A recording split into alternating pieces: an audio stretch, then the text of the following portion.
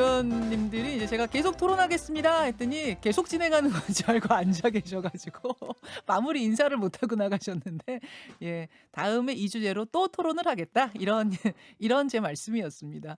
그리고 민동기 기자 오셨어요. 어서 오세요. 안녕하십니까. 예, 이번 주에 우리가 살펴봐야 할 시사 이슈들이 많아서 스케줄들이 많아서 정리하는데 꽤 어려우셨다고 들었어요. 3월 첫 주인데요. 예. 일정들이 굵직합니다. 예. 먼저 현재 수도권 2단계, 비수도권 1.5단계인 사회적 거리두기가 14일까지 2주간 연장이 되고요. 네. 직계 가족을 제외한 5인 이상 사적 모임 금지 조치도 여전히 이제 포함이 됩니다. 2주 더 연장입니다. 일단. 그렇습니다.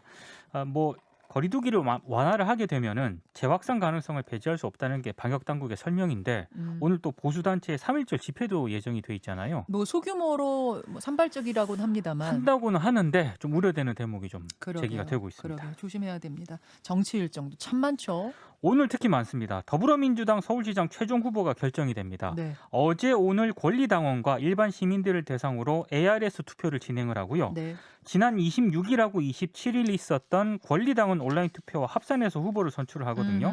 일단 박영선 후보가 조금 앞서는 것으로 대체적인 전망인데 우상호 후보 쪽에서는 권리당원 투표에서는 본인이 앞서고 있다 이렇게 지금 주장을 하고 있기 때문에 네. 최종 결과는 좀 봐야 될 것 같습니다. 그래요.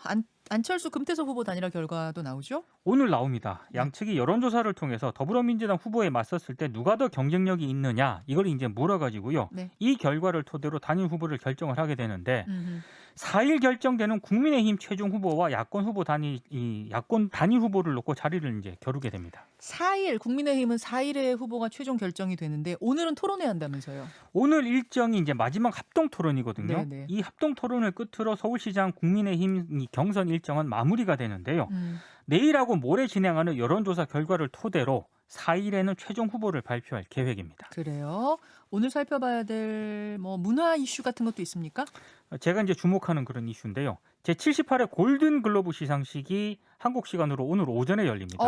그래요. 미나리가 외국어 영화상 후보에 올라 있거든요. 맞죠. 일단 현지 언론은 수상 가능성이 높다라고 보도를 하고 있는데 실제로 수상할지는 좀 지켜봐야 될 것 같고요. 네. 코로나19 여파 때문에 온라인 스트리밍 방식으로 진행이 됩니다. 그러면 한국 배우들도 거기 가 있는 거예요? 지금 감독이랑 저 한예리 씨, 윤여정 씨도 가 있나 모르겠네요. 근데 아마 온라인 방식으로 진행이 되니까요. 배우들도 네, 미국으로 줌 가더라도 연결? 현지에서 이렇게 수상을 하거나 이럴 가능성은 좀 없는 것 같습니다. 그래요.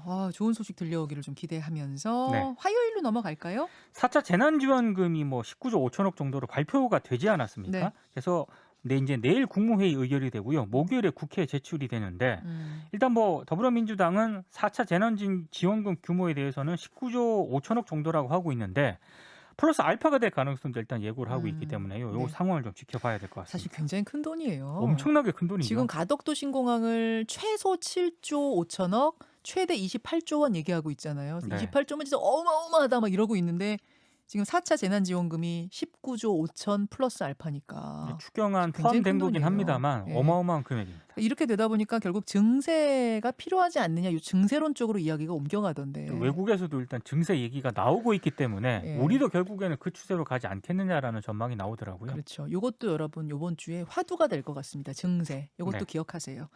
또 살펴볼 것? 화요일부터는 이제 임시국회 일정이 시작이 되거든요. 네. 4일 추경안이 제출이 되면 5일 국무총리 시정연설이 있을 예정이고요.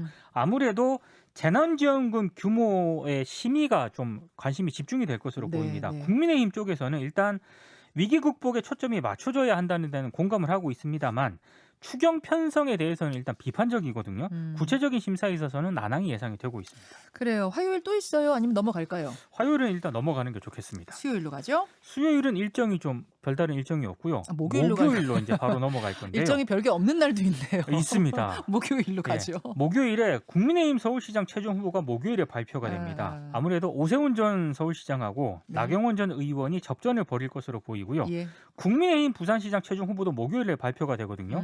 2, 3일까지 이틀간 여론조사를 통해서 4일 최종 본선 진출자를 발표를 하는데 네. 일단 부산시장 이 예비 후보는 박현준 후보가 좀 앞서는 것으로 조사가 되고 있습니다. 그렇죠. 목요일엔 인사청문회도 있네요. 박순현 중앙선거관리위원 후보자 인사청문회가 예정이 되어 있는데요. 국민의힘 쪽에서는 김명수 대법원장이 지명한 후보자라는 이유 때문에 반대를 하고 있습니다.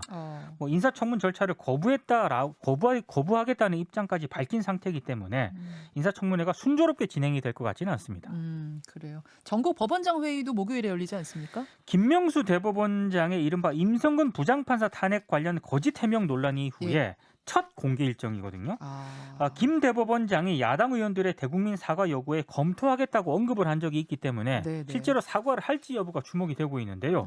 일단 법원 내부에서는 이 김 대법원장에 대한 사퇴 요구를 정치 공세로 보는 시각이 강하긴 합니다만 어찌됐든 김 대법원장의 입장 정리가 불가피한 것 아니냐 이런 또 의견도 있는 것으로 지금 전해지고 있습니다.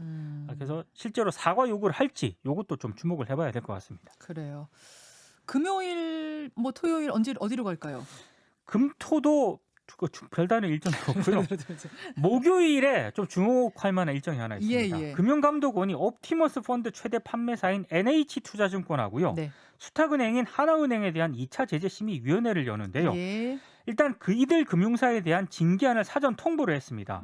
일단 문책 경고 이상 중징계를 받으면은 해당 최고 경영자는 연임이 제한이 되고요. 최대 3년에서 5년간 금융권에 취업할 수가 없거든요. 취업도 안 돼요. 그렇습니다. 근데 사전 통보한 징계안을 보면 정영채 NH투자증권 사장에게는 직무정지 3개월, 네. 그리고 하나은행에게는 기관 경고 등의 중징계가 내려진 것으로 지금 알려지고 있습니다. 그래요. 실제로 이게 관철이 될지는 가봐야 알 것 같습니다. 여기까지 이번 주 시사 기상더 민동기 기자 수고하셨습니다. 고맙습니다. 김현정의 뉴스쇼는 청취자 여러분의 참여로 이루어집니다. 트위터, 페이스북, 레인보우 게시판, 그리고 단문 50원, 장문 100원의 유료 문자 샵 1212, 우물정 1212 통해 참여하실 수 있습니다. 김현정의 뉴스쇼 여러분과 함께 만듭니다.